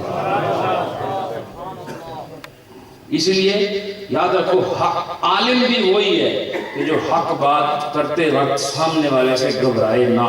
سبحان اللہ. اس کی مثال موسیٰ علیہ السلام کی زندگی. اب دیکھو اسی طرح نبی پاک نے جب اعلان فرمایا، نبی پاک نے جب اعلان فرمایا، آپ نے بھی کیا کہا کہ اللہ ایک ہے، اللہ ایک ہے، اس کے سوا کوئی معبود نہیں۔ کس سے کہا؟ اپنے چچوں سے کہا۔ تو سا اپنے چاچے نے گل کر کے تو دیکھو نا، تو رستہ نہیں لبنے لگا نہ سمجھ۔ یاد رکھو یہ جو شریک ہوتے ہیں نا، اور خاص طور پر جو داد پوترے یہی کہتے ہو نا، اور آپ کے جو چاچے اور تائے ہوتے ہیں، ان کے سامنے حق بات کرنا یہ بہت مشکل کام ہے، نہیں کر سکتا، ڈرتا ہے۔ لیکن جب اللہ کے نبی کو شرح صدر ہو جاتا ہے وہ کسی سے نہیں ڈرتا۔ حضرت ابو طالب نے گزارش کی، حضور چھٹو نہ کرو، یہ تھوڑے جان کے دشمن بن گئے، تو آپ نے شرح صدر تھا نہ کہا اگر میرے ایک ہاتھ پہ سورج اور دوسرے پہ چاند رکھ دے تب بھی حق بات کہنا ہے۔ اس کو شرح صدر کہتے ہیں، بات سمجھے کہ نہیں؟ اس کو شرح صدر کہتے ہیں۔ لیکن کمال یہ ہے کہ ساری کائنات کو شرح صدر مانگنے سے ملتا ہے۔ جیسے موسیٰ علیہ السلام نے شرح صدر مانگا، لیکن خدا تعالیٰ نے اپنے محبوب کو مانگنے سے پہلے ہی عطا فرما دیا، اور یہ ثابت کر دیا کہ ساری کائنات طالب ہے اور میرا محبوب مطلوب ہے، ساری کائنات محب ہے، میرا محبوب میرا محبوب ہے، اور یہ سارے نبیوں کا امام ہے۔ اللہ نے اپنی چاہت سے آپ کو ہر چیز عطا فرمائی۔ میرے دوستو، آپ سب جو نری شریف کے جو جتنے بھی متوسلین محبین ہیں، گو کہ انہوں نے غلامان نری شریف لکھا، لیکن ہم انہیں اپنا دوست اور بھائی کہتے ہیں۔ یہ جتنے بھی ہیں اور علماء کرام، جتنے نورانی چہرے یہاں بیٹھے دونوں جانب، اور آپ سب جو یہاں آج آئے ہیں، میں آپ سب کو مبارکباد پیش کرتا ہوں۔ کس بات کی؟ کہ آپ نے نبی پاک صلی اللہ علیہ وآلہ وسلم کی آمد کی خوشی میں اللہ کے گھر میں یہ رونق پیدا کی ہے۔ وہ رونق لے کر آئے ایمان کی، وہ رونق لے کر آئے روحانیت کی، وہ رونق لے کر آئے جہان کی، اور اس رونق کو سارے دنیا میں عام کر گئے۔ فضاؤں میں وہ رونق موجود ہے، خلاؤں میں موجود ہے، صحراؤں میں موجود ہے، گلیوں کوچوں میں وادیوں میں موجود ہے، لیکن اس موجود ہونے کے وجود کو ثابت کرنے والے اہل سنت ہیں۔ سمجھ آئی؟ یہ کون ہے؟ اہل سنت ہیں۔ اور اہل سنت کی سب سے زیادہ نشانی یہ ہے کہ جیسے ہی وہ ٹیسٹر لگاؤ تو فوراً پھڑک جاتا ہے۔ سمجھ آئی کہ نہیں؟ تو تھوڑی بیٹریاں تھوڑی جی کمزور ہیں، انہیں بھی تھوڑے جی چارجنگ کی ضرورت ہے۔ اپنے آپ کو بیدار رکھا کرو، جب جلوس ہو ایسے چلو کہ کائنات دیکھے کہ یہ حضور کے غلام کیسے جا رہے ہیں۔ دیکھو، جب مخالف کو کوئی بات کرنی ہو نا، مخالف کے سامنے، مجھے بتاؤ طواف کے جو پہلے 3 چکر ہیں اس میں کیا حکم ہے؟ کیا کہتے ہیں اس میں؟ وہ کوئی تو دسو نا، نہ کہ ادھر اکڑ کے کیا کرنا ہے؟ رمل۔ کیا ہے؟ رم۔ وہ کیسے ہوتا ہے؟ ایسے چلو، خوب جھوم جھوم کے چلو، اکڑ اکڑ کے چلو۔ حالانکہ ہونتے کسی نے دکھانا نہیں ہے، لیکن سنت اب بھی قائم ہے۔ حضور نے ایک دفعہ ارشاد فرمایا، وہ قیامت تک کے لیے شریعت کا حصہ بن گیا۔ تو ضرورت کے مطابق عمل ہوتا ہے۔ میں بھی تمہیں کہتا ہوں ضرورت کے مطابق عمل ہوتا ہے۔ تو اسے میلاد آ گیا، تو میلاد کا جلوس کرو تو پھر رمل کریا کرو۔ یہ میں پہلی بار یہ بات کر رہا ہوں سنی خادموں میں سے، یہ بات میں کر رہا ہوں کہ جب میلاد کا جلوس کا اہتمام کرو تو رمل کرتے ہوئے چلو، اور مخالف کے سینے پر محبت مصطفیٰ کی ایسی چوٹ لگاؤ کہ وہ دیکھ کے خود مان جائے کہ عاشقان مصطفیٰ یہ کمزور نہیں، بڑی جرت سے چل رہے ہیں۔ رمل کرو، جلوس میں رمل کرو، اس لیے کہ یہاں دکھانا مقصود ہے۔ رمل آج بھی کعبے میں قائم ہے، جبکہ اب کافروں کو دکھانا مقصود نہیں۔ مسلمان کمزور تھے نا، مسلمان اتنے کمزور تھے کہ کھانے پینے کے لیے چیزیں نہیں تھیں، تو وہ جب طواف کرتے تھے تو وہ جھک جاتے تھے، ان سے چلنا مشکل تھا۔ تو نبی پاک نے فرمایا نا، تم جیسے بھی ہو غیروں کو یہ دکھاؤ کہ تم بہت طاقت پہلوان، پہلوان ہو، ریسلر ہو، اور ایسے اکڑ اکڑ کے چلو، تو صحابہ کرام فوراً اپنی وہ بھوک پیاس بلا کے اکڑ اکڑ کے چلنا شروع ہو گئے۔ کافر بھی دیکھے اچانک یہ جوان کیسے ہو گئے، یہ سارے جوان ہو گئے، تم بھی سنی ہو، کافی کمزور ہو چکے ہو، تمہارا جو محبت والا پیٹ ہے کافی خالی ہو گیا ہے، اب جب کبھی جلوس میں نکلو تو ذرا اکڑ کے چلو کہ ساری کائنات دیکھے غلام محمد کسے کہتے ہیں۔ اکڑ کے چلو، اس لیے اکڑ کے چلو، ہمیشہ اکڑ کے وہ چلتا ہے جو حق پر ہوتا ہے، اور جھکا ہوا وہ ہوتا ہے، بھاگا ہوا وہ ہوتا ہے جس نے کوئی برا کام کیا ہوتا ہے۔ تم نبی پاک صلی اللہ علیہ وآلہ وسلم کی عظمت کا جلوس نکالو تو کبھی کمزور چہرے سے باہر نہ آنا، لباس ستھرا، سر پہ ٹوپی ستھری، دل میں محبت کی چمک، چہرے پہ ان کی محبت کی رمق، اور ہاتھوں میں عقیدت کے جھنڈے، اور قدموں میں پہلوانوں کی سی رفتار، اور منڈے ہلا ہلا کے ایسے چلو کہ کائنات یہ دیکھے کہ یہ کمزور نہیں ہے، اور مصطفیٰ دیکھے کہ میرے دیوانے میری آمد کی خوشی میں جشن منا رہے ہیں۔ ٹھیک ہے، آج کے بعد یاد رکھنا، جشن میلاد مصطفیٰ و جلوس، اس میں کیا کرنا ہے؟ رمل کرنا۔ کیا کرنا ہے؟ رمل۔ تو رمل ایسا نہ کرے کہ ایک دوسرے ٹھوٹے مارنا شروع کر دے۔ رمل میں بھی طریقہ ہوتا ہے، اپنے ساتھی کا ایک لحاظ رکھنا ہوتا ہے، ٹھیک ہے؟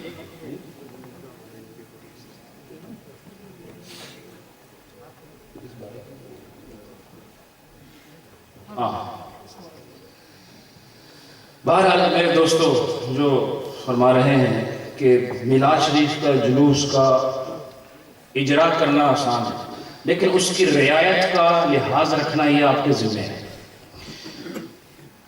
ایسا خوبصورت، آپ یاد کرو وہ جو ہم نے پروٹیسٹ کیا تھا حضرت صاحب قبلہ عالم کے زیر سایہ لندن میں، وہ جو یوٹیوب پر جو کوئی بکواسات انہوں نے شائع کیے تھے اس کے خلاف، تو وہاں پر حضرت صاحب قبلہ نے ایک بات فرمائی تھی کہ جب جاؤ یہاں سے تو زمین پر کوئی کاغذ کا ٹکڑا نہ ہو، کوئی آپ جو یہ ڈرنکس وغیرہ پی رہے ہو، کوئی کین، ایمٹی کین جو ہے زمین پر نہ ہو، کوئی آپ کا گندگی، کوئی چیز آپ کی جو آپ نے ربش کے طور پر زمین پر پھینک دی ہو، وہ اٹھا لو، تاکہ دیکھنے والے یہ کہیں کہ یہی محبت کرنے والے تو اصل صفائی والے ہیں۔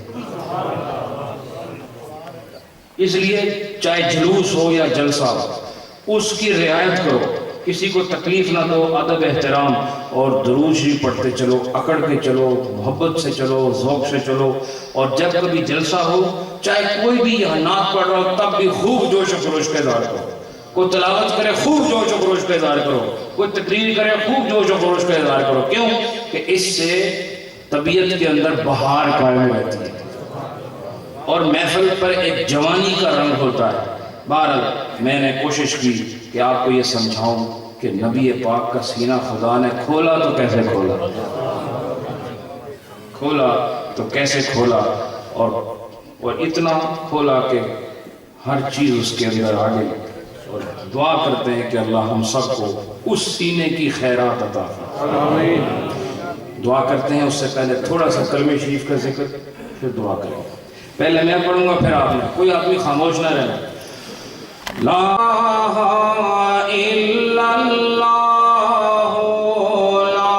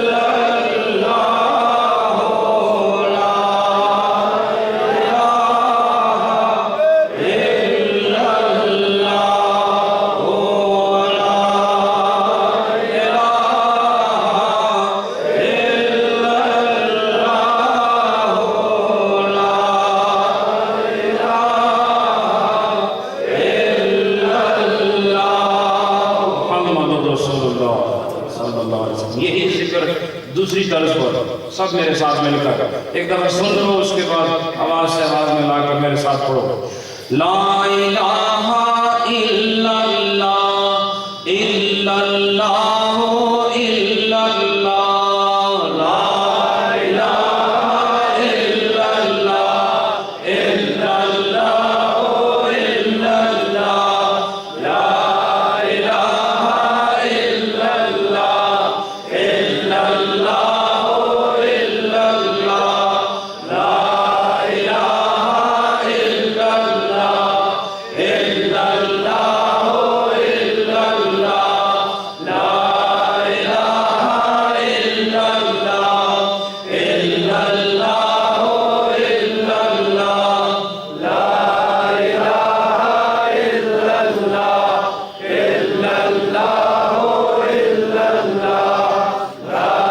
اللہ الا اللہ، لا الہ الا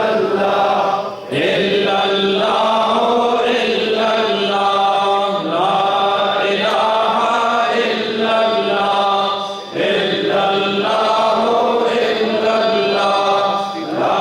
الا اللہ الا اللہ، لا الہ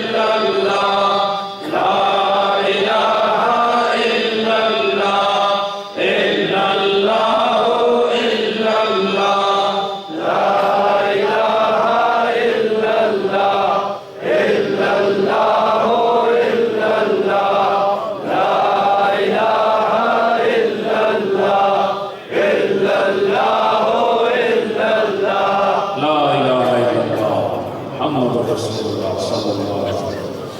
ذکر کا ایک آخری جز بھی ہو جائے. تیار ہیں آپ سب لوگ؟ سارے جیسے سارے تیار ہو؟ ہاتھ کھڑے کرو. ماشاءاللہ، بہت اچھا. آخر میں اسم ذات محبت ہر آتا ہے. اللہ اللہ اللہ اللہ اللہ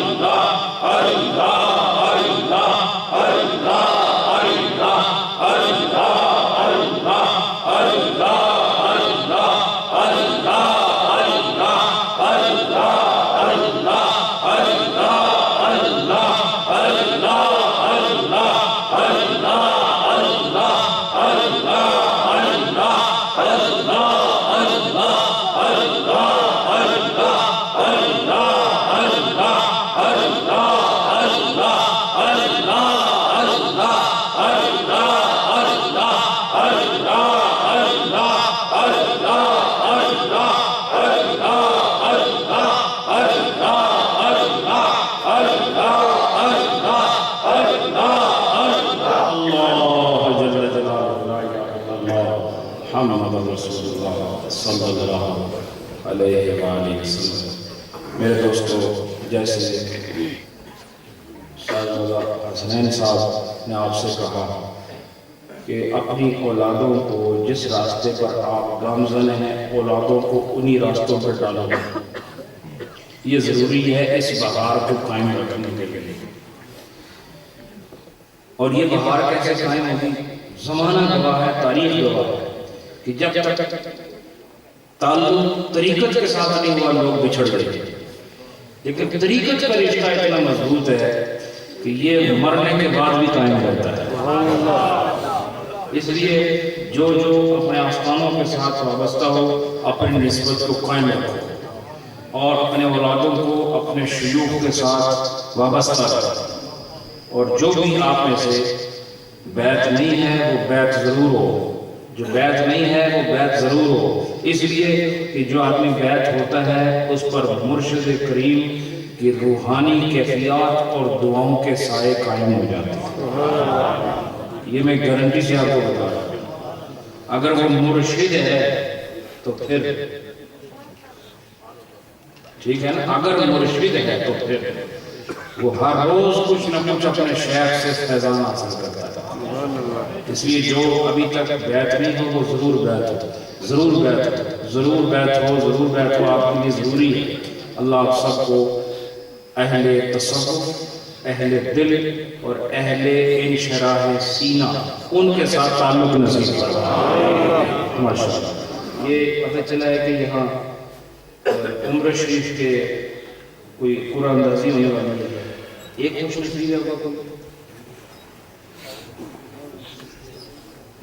ماشاءاللہ۔ یہ دو قسم کے اسپیکرز ہیں، ایک جو ہے جو ہماری سسٹرز آئی ہوئی ہیں، مائیں بہنیں بچیاں، ان کے لیے، اور ایک جو ہے تھوڑا رنگ جڑا تھوڑا مٹھا جائے انہوں میں انشاءاللہ جس نوجوان بزرگ اللہ کی مرضی ہوئی انشاءاللہ وہ عمرے واسطے جان گے، تو یہ انشاءاللہ ابھی ہم ایک اٹھاتے ہیں پہلے خواتین کا جو ہے یہ نمبر ہے، میں تو ایک پرچی اللہ کے اذن اور اس کے حکم سے اٹھاتا ہوں، جس کے نصیب میں ہو تو وہ انشاءاللہ جائے گی ماشاءاللہ۔ یہ نمبر ہے 65، خواتین میں سے، ماؤں بہنوں بچیوں میں سے نمبر ہے 65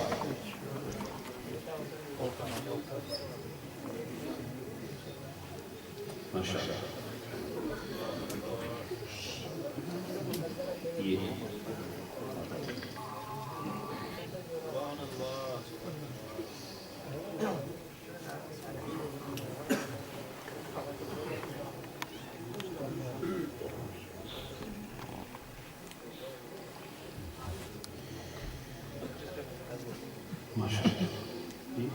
صدف ملک، صدف ملک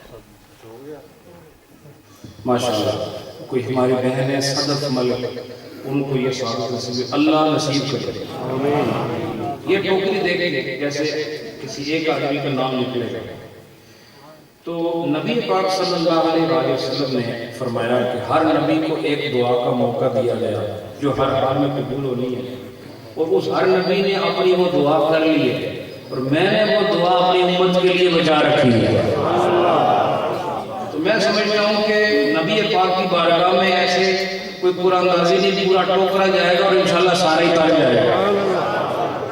میں اپنا ایمان یہ کہتا ہے، کیوں کہ آپ کو پتہ ہے، میں نے بتایا کہ نبی پاک نے فرمایا کہ میرا جب تک آخری امتی جنت میں چلا نہیں جاتا میں راضی ہونے والا نہیں، میں راضی ہونے والا نہیں۔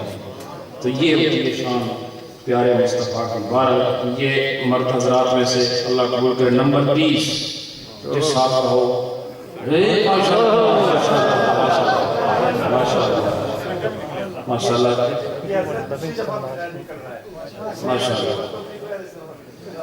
بڑی بات ہے، بس ایسے پٹھانا نہ ہولڈ ہے۔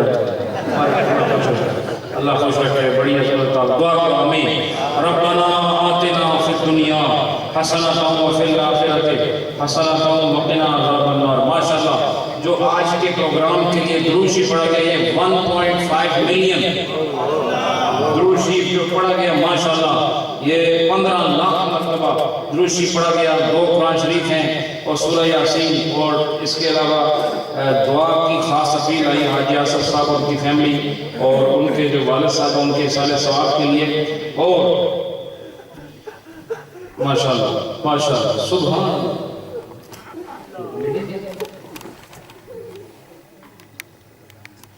اچھا ماشاءاللہ۔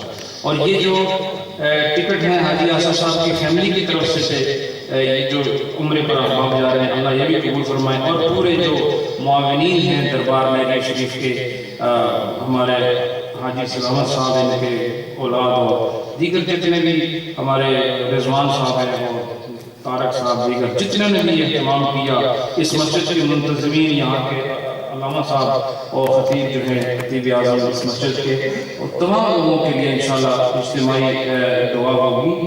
اور یہ بھی یاد رکھیں کہ جو ذکر کی محفل ابھی یہاں سجی، کتنی خوبصورت محفل، یہ آپ کے اس علاقے میں اور بھی جگہ ہوتی ہوگی، وہاں پر بھی جائیں، لیکن خاص طور پر یہ اتوار کو، ہر اتوار کو، یہ نمبر 54 لیزلی اسٹریٹ پولک شیلڈ میں یہ پروگرام خادمین نہری شریف کرتے ہیں، اس میں بھی ضرور تشریف لائے ہیں۔ ربنا تقبل منا انک انت السمیع العلیم وتب علینا انک انت التواب الرحیم۔ یا اللہ ہماری حاضری قبول فرما۔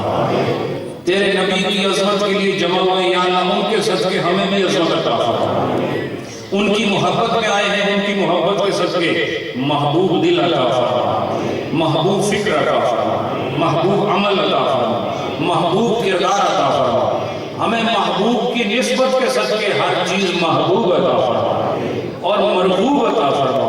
یا اللہ ہم سب کو اپنی رضا عطا فرما، اپنے محبوب کی رضا عطا فرما۔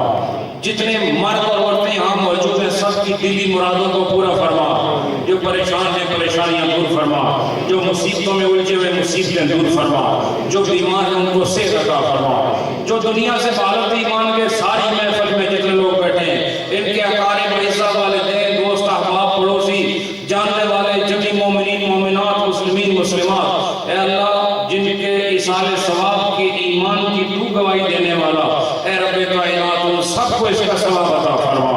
رب العالمین جتنے لوگ آئے ہیں سب کے سینے روشن فرما، سب کے دل منور فرما، سب کے پچھلے گناہ معاف فرما۔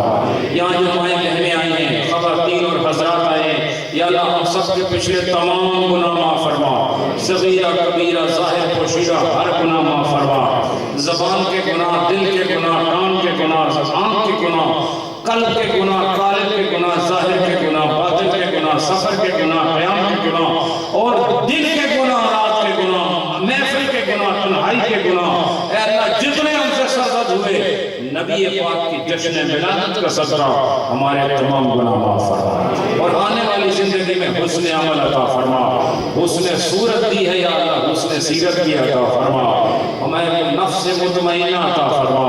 رب العالمین سب کے دلوں کے حال جاننے والا، تو سب کی آرزویں جاننے والا، آج کے دن کے صدقے سب کی آرزویں پوری فرما، سب کی دعائیں قبول فرما۔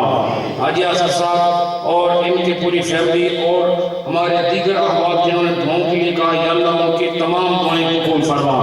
یہاں مائیں بہنیں بیٹیاں آئی ہیں ان کے گھروں میں خوشیوں کا دور دورہ فرما، جو پریشان ہیں جو پریشانیوں کا ذکر کیا وہ مائیں بہنیں بیٹیاں جو مجھ سے دعاؤں کے لیے کہتی رہیں، اور میرے دوست میرے بھائی میرے مذہب اور میرے عقیدے سے تعلق رکھنے والے وہ لوگ جنہوں نے رابطہ کیا اور مختلف پریشانیوں کا ذکر کیا، یا حل المشکلات و یا دافع البلیات و یا مجیب الدعوات، اے اللہ تو سب کی دعائیں قبول فرما، سب کی آرزویں قبول فرما، سب کو دنیا اور آخرت کی خیر عطا فرما۔ یا اللہ مرتے وقت کلمہ عطا فرما، قبر میں نور عطا فرما، حشر میں اپنے محبوب کی شفاعت عطا فرما، ان کے لوائے حمد کا سایہ ہم سب گناہگاروں کو عطا فرما۔ اور ربنا تقبل منا انک انت السمیع العلیم وتب علینا انک انت التواب الرحیم۔ صلی اللہ تعالی علی حبیبہ محمد وعلی آلہ واصحابہ اجمعین برحمتک یا ارحم الراحمین۔ میں کافی دیر ہو گئی ہے، آپ کے امام ہیں راستہ چھوڑ دیا جی۔ جو امام صاحب ہیں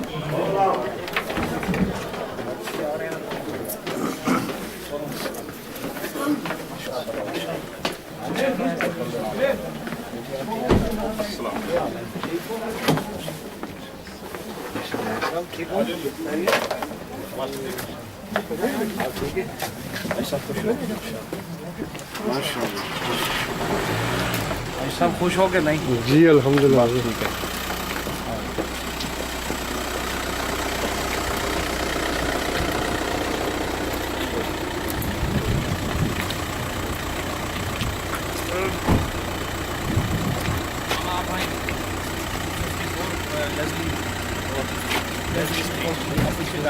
کھانا کٹھے کھائیں گے آپ آئیں؟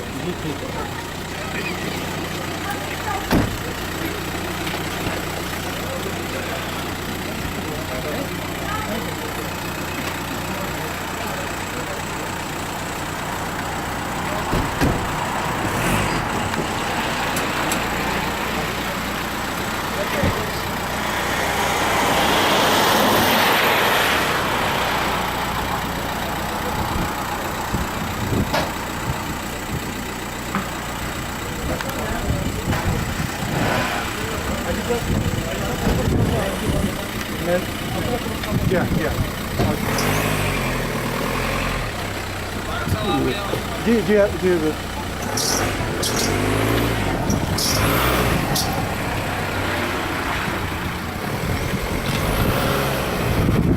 ਦੂਸਰੇ ਦੋ ਕਿੱਥੇ ਨੇ ਬੈਠੇ ਵਿੱਚ ਗੱਡੀ ਹਾਂਜੀ ਮੈਂ ਪੁੱਛ ਲੈਂਦਾ ਕਿ ਕਿਤੇ ਨੇ ਜਾਣਾ ਹੈ